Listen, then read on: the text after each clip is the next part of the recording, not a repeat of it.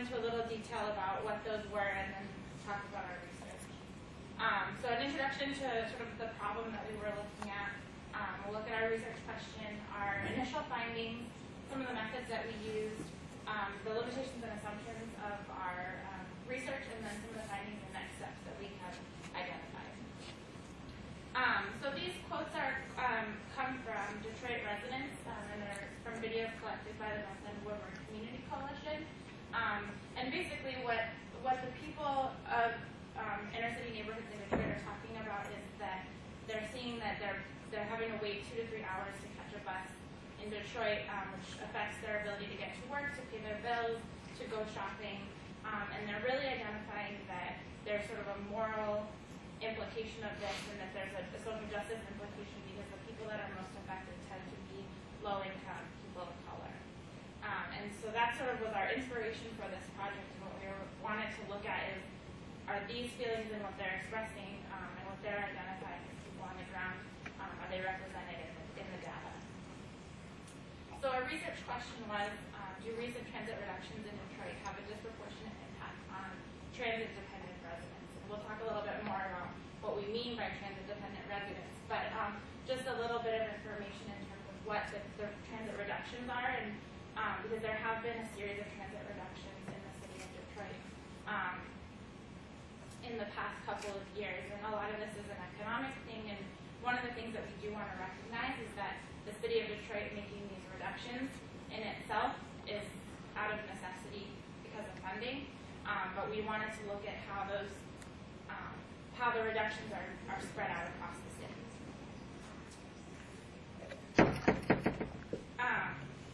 So basically, kind of what we're looking at is how these reductions were spread out, and so some of the initial findings that we were looking at, and we'll talk about those in a minute, were that yes, there is a disproportionate impact across the city, but it was not quite as extreme as we had expected. And part of this is because transit dependency isn't as concentrated across the city as we expected it to be, and you'll see that in our maps. And also, we noticed that the recent reductions to DDOT services affected routes all over the city. It was a really spread out reductions, and so we were expecting that to be a little bit more concentrated. All right, so what we did initially was to define what transit dependency is, conceptualize that. And for that, we searched through a number of different documents, different studies, and mostly we found that disaster management was one of the few actual sources that covers transit dependency, getting people in and out of the city. Very little to do with actual planning processes. So the variables we took from FEMA, Department of Transportation, a few others included vehicle ownership, the proportion of the elderly population, the proportion of the youth population, and those that fell, the proportion of population that fell below the poverty line. Those are the variables we tended to encounter most frequently that are lead to a higher dependency on public transportation. For purposes of our study, we changed the last variable of portion of poverty level to the median household income for the focus area. We felt that was more reflective of the actual population than the national poverty line. Next slide.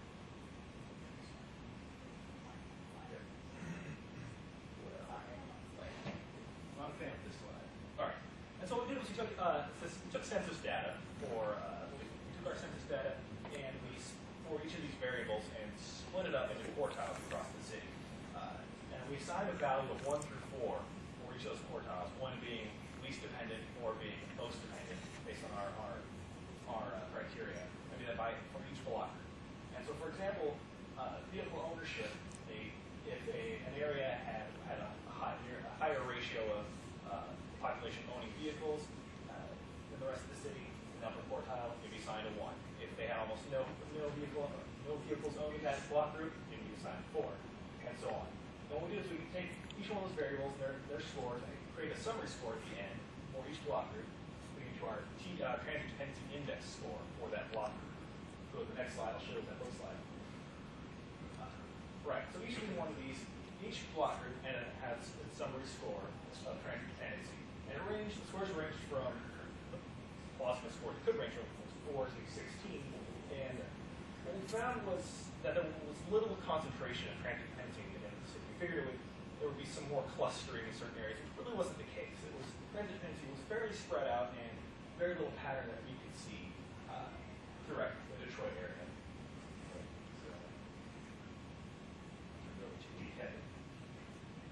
Okay, so in order to map the route cuts, we had a shape file from DDOT with all the routes, but these didn't reflect any of the changes. So we had to figure out, so there was hourly reductions, there was full elimination of some routes, some were cut on the weekdays, some Saturday and Sunday, and some partial eliminations. So in order to map that, we took all that and created these categories, which, as you can see, are completely eliminated, more than 30 hours a week of reductions, 15 to 30 hours a week of reductions, and less than 15 hours per week. And this is quite busy, and I'll go through each of the changes, but this shows you the extent, as Tara mentioned, that it affects, these changes affect the whole city. So I'll give you a second to look at that. And then here is the only routes with no change. And these were the only ones completely eliminated. Less than 15 hours per week, which affected the most portion of the city. And 15 to 30 hours. And more than 30 hours. So a note on how we calculated our TDI scores and what proportion that affected. We used the buffers to buffer each one of these categories, the routes of each one of these categories. But as many of you are probably familiar with, by using census block groups, you end up getting a lot of population that you don't intend to capture, which was just a limitation of the block group method.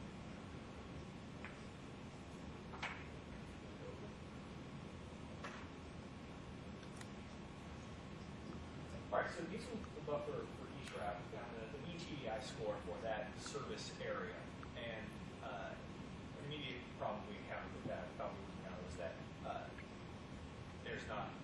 there wouldn't be continuous stops along the area, not going to be excesses of the line the whole way through. That was an initial problem we encountered, we thought we would encounter. It turns out that if we do a buffer by about a quarter mile, it captures the next station and one before it. So a quarter mile buffer around the entire line pretty much encompasses everywhere you could come from to that station all along that line. There's no missed gaps.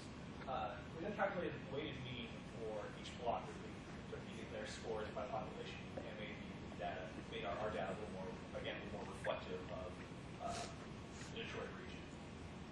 What we found was that the order of dependency was not greatly affected when we added this. It tended to tease out the scores a little further, made it a little more extreme, but the order of the actual route changes, their individual scores weren't changed much.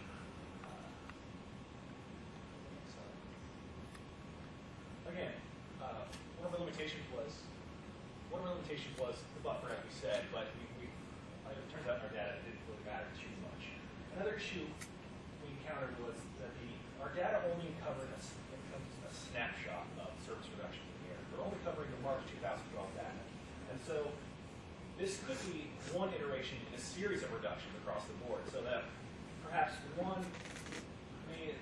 service reduction may affect those most dependent at this specific juncture. Those preceding it or those after may be affecting it less so, and that the results could be mixed across the board. We also cannot address more of the anecdotal evidence of those who are experiencing this, saying that it's affecting minority groups more, affecting those who are affecting more. Again, as we said earlier, we accept that this is an economic necessity for the Detroit Department of Transportation, and we do not see this as a normative force that they should be influencing. They should be making these cuts here by here, strictly assessing where they were affected, who was most affected in these areas. Again, our findings, we've arranged our transit dependency scores. Our lowest possible score would be a 5, and our highest possible score would be a 16. What we found was a median score for the city of 10.25, which is around the middle of what we expected to find.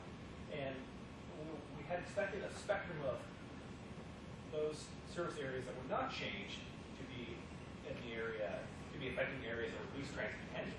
and then those that were most transit dependent to be encountered, say, eliminated routes.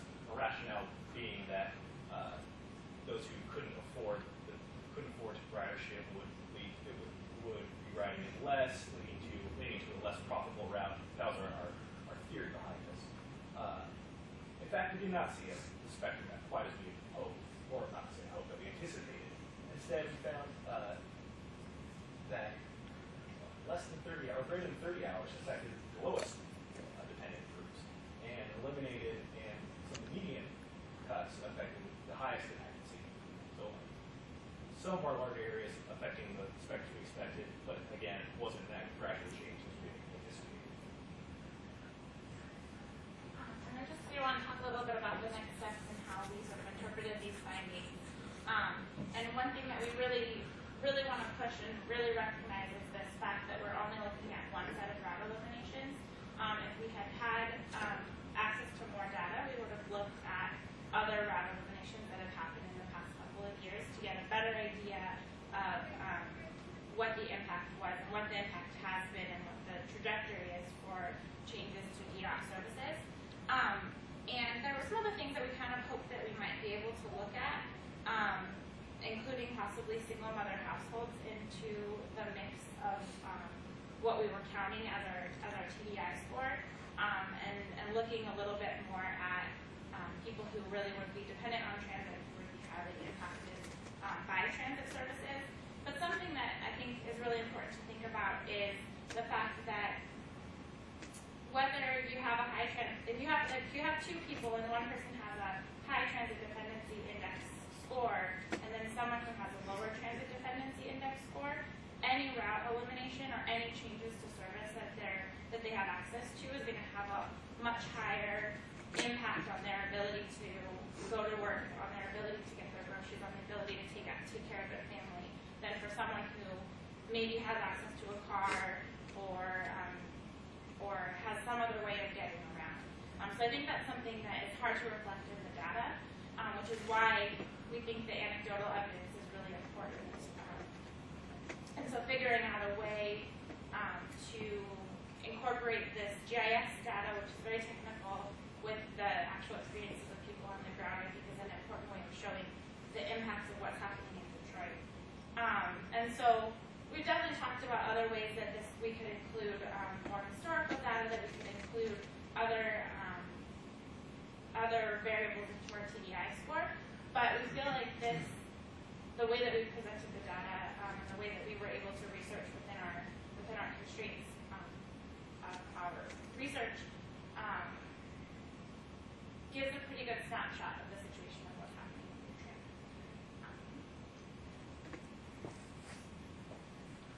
So that's the end of our presentation. We do want to recognize a professor that helped us with this project, Joseph, who's a professor at University of Michigan. I think was really helpful in terms of helping us think about the implications of our research.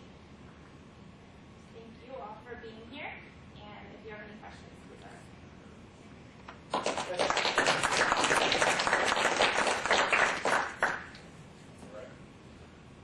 Frank Sobiai from my community college in Flint. Specifically, what do you mean by social justice with regard to this study? So what we were, based off of the anecdotal evidence, which is sort of what got us started, is that we were looking at low income and people of color and the impacts on those communities. And so what we were looking at is the justice aspect of how route cuts impact people's ability to sort of take care of their lives, and whether is there sort of a fairness between. So our initial theory was that those who were most dependent, from what we've heard, tended to be lower income and people of color. And so we felt that these reductions were going to disproportionately affect those demographics in the Detroit area, thus in a very unjust way. So though they may not be the intent, we assumed that we were wondering whether that was the actual effect of these cuts. Does that answer the question? Yes or no? Not not clear, because if you're in Detroit, you're going to be dealing with minorities, you're going to be dealing with low-income people anyway. Okay. We're just looking at it in a broader sense. I have a couple other questions for you. You talked about the impact with regard to hours as opposed to, I didn't have the benefit of reading the paper, as opposed to a delay in service, because wouldn't that be the real impact? Delay in service to the riders. It's not clear what the hours in a broader sense meant versus impact on the riders. Yeah, so I can talk about that a little bit. So part of that is an availability of data issue. So the data that we had available was the number of hours on the beginning and end, primarily, of the service day that DDOT reduced their run times. And so that being said, so if there was a 2-hour change, what happened was maybe if the bus normally started at 7 a.m., now it starts at 9 a.m. And so, and like I said, that's an aspect of the data that we had available to us. Unfortunately, DDOT doesn't have data saying, or they didn't have within what we had available to us, data saying how often the bus comes. And based off of the anecdotal evidence, we weren't sure if we had that information, if it would be appropriate to assign it to this research, because even though the bus says that it runs every 30 minutes, what we're hearing from people on the street is that it's coming once every 2 hours. And so we weren't sure if that was appropriate to include it in our research for that reason. And also because the initial data that we got from DDOT didn't include that information. Okay, and the green map that you used in the beginning of the presentation. It forms the same base map line. Yes. Oh, okay. Yeah, it's just in color because it showed up a little bit better, but once we started putting the lines on top of it, the green one was a little It makes it way too confusing. Yeah. If you leave it in that color. Okay, did you compare this to population density in those block groups? That was the weighted. We weighted it by population. Okay, Yeah. thanks. Good question. First off, I think you guys attacking this from a social justice perspective, you're very brave, much braver than I am. But I have a question for you on transportation dependency as someone who rides the bus to and from work. I've noticed there are essentially 4 categories of people that ride to the bus to work. The first are the greenies like me that choose to. We're obviously not transportation dependent. The second is lower income people who you've accounted for. The third and fourth group, though, you haven't accounted for. The third group would be people with a physical disability, such as being blind or confined to a wheelchair or something like that. They're very dependent on this service. It's critical for them. The fourth group also is very dependent, and that's people who've lost their driver's license through like a drunk driving incident or something like that. Would you think of looking at those 2 final groups? Disability was one that we did actually look at. Okay. And for the exact the data set we were using, the census group we were using, if I remember correctly, it may not have been available. I'm not sure if it was available. It wasn't available at the block group. Right, at the block level. So we couldn't analyze at the same level, but we really wanted to. That's when that would have been ideal. I didn't think about people losing their license, but whether that data would necessarily be available in the same unit of analysis that we're going for, but that would actually be that definitely would change our result that we get. That's their own choice. It relates to this map. But if you toggle between the red and the yellow lines here, the ones that were eliminated, right? So there are basically 2 major ways of structuring a public transportation system, right? You have a work-oriented system where you're trying to feed people from the surrounding areas into an urban core. That's sort of your classic New York subway, your classic Southeast Pennsylvania transit, the metro in DC. And then the other one is more, which I think is shown in the yellow lines here, which is access to services, which tend to be a lot more distributed. It strikes me, and I guess going towards Brooks's for sort of 4 categories of ridership, it strikes me that maybe it looks a little like the routes that are being eliminated are heavily on the radial routes out of urban core, as opposed to sort of the grid routes that probably get people to hospitals and grocery stores and Secretary of State office, whatever, and the other kind of services around the community. I wonder if there's a way. I mean, that's so you're looking at the consumer side of it, or the ridership side. I wonder if there's a way of looking at the destination side to say where people are trying to go. Another group in our another researcher that I've worked with, he's been studying that same thing, and he did a lot of reverse commuting out of the core to, let's say, Southfield Mall or something like that. Okay. And he's been looking at that a lot. And it tends to, there has been, what he's seen, again, is a smaller study, and it's not much people, but he has seen a lot of using more of the radial lines out of the city, and that seems to be fairly common from what they have seen. Again, I don't have his research in front of me, but that has been seen so far. My question was very related to Steve in terms of thinking about, you thought about some proximity type analysis to where those major services are, shopping centers, hospitals, government buildings, as related to the higher TDI areas, and whether this reduction of service is making people have to go farther as well to get those basic services that they use the system for.